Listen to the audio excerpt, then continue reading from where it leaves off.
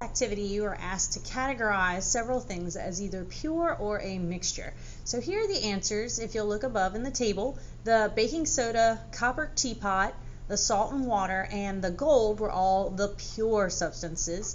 And then over here, the tea, the figs, the dish with water and gold, and this brass are all considered mixtures. Now let's break them down individually. The copper teapot, if you'll notice, the atoms all look identical, and in the gold, the atoms all look identical. So these are going to be elements. They're the simplest form of matter. You can't break them down any further, and you can find them on the periodic table of elements. Elements are pure, the purest it can get.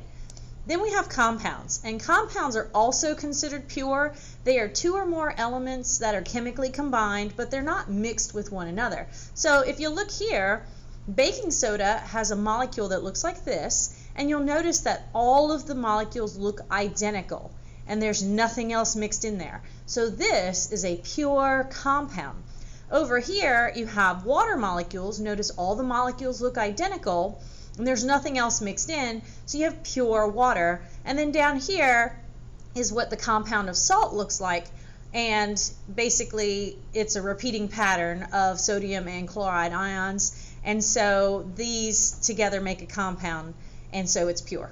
Next, we have mixtures, and if it's homogeneous mixture, it's well blended throughout, also known as a solution, and the components of the mixture are not visible to the naked eye. So we have tea and we have brass. Brass is a metal alloy, and at the atomic level, you're looking at different mixtures of metal atoms, but notice it's not like the salt was. The salt was a perfect repeating pattern of the purple, the green, purple, green in a specific pattern. However, here, look, we don't really have a pattern. There's 3 whites, there's yellow, two whites, 2 yellows. So it's actually not exactly in a repeating pattern, so it's not a compound.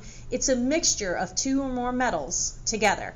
Over here with the tea, you can see that we have the little green balls and the red ones, and then we have a bunch of water molecules everywhere. So you're looking at a couple of different things mixed together. This has 3 different things present in this mixture, but they're well blended, and so you can't tell them apart, which is what makes this a homogeneous mixture or solution.